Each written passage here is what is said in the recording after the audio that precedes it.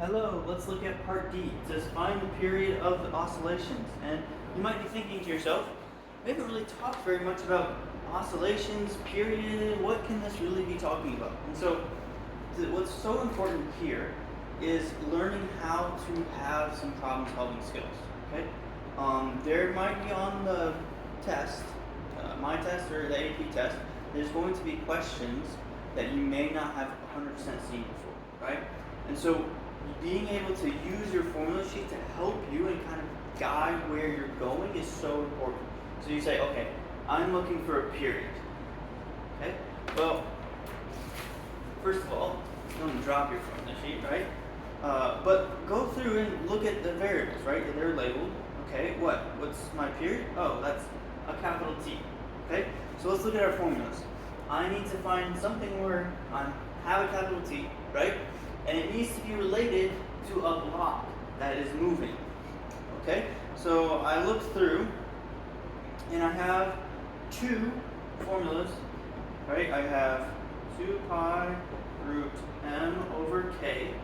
Okay, that seems kind of promising. And 2 pi root L over g. Now, I don't really have a length. I guess I kind of have this. But right, we usually write that as an x, so it's probably not this. But this one actually kind of makes sense, right? I have a mass, right? And then I also have a k value, okay? So you maybe didn't know how to solve this. You maybe don't understand what this is talking about at all, but you can still get to an answer, right? And that's something that is really important to learn, that you don't necessarily have to understand the whole problem. You may not understand quite what's going on or what they're asking for, but you can oftentimes just use that formula sheet and figure out what you're doing, okay? So I just need to go ahead and plug in. So I have 2 pi root m. My mass is 1.009 divided by my k, which is 300. So we can go ahead and plug that in. 1.009 divided by 300 equals, square answer equals, so I get t equals 0.058 seconds. Okay, so that actually be a very short time.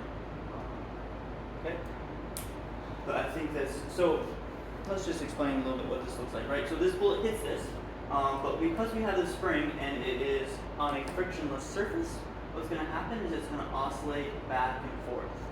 Okay, so it's going to be oscillating back and forth, and that will kind of give us a visual of what's happening in the situation. And they're asking us for the period. Remember, the period is the amount of time for it to do one complete cycle, so that would be come all the way here, come all the way back, and come back to the middle, right? And so the way you solve it is just with this formula. So 2 pi root m divided by k. Now we will come back to this and talk about it sort of at the end of the year. It's not a particularly hard thing to solve for, but sometimes it is a little bit tricky when we haven't seen that before. But remember, be a problem solver. Try to figure something out. Look at your formula sheet. What do you have? What are the connections you can make, right? What formula can you pick? Can you plug things in? Maybe you need to solve for m, right? We need to add our bullet and the mass of the block together, right? Maybe that's m, something you can go solve for, right?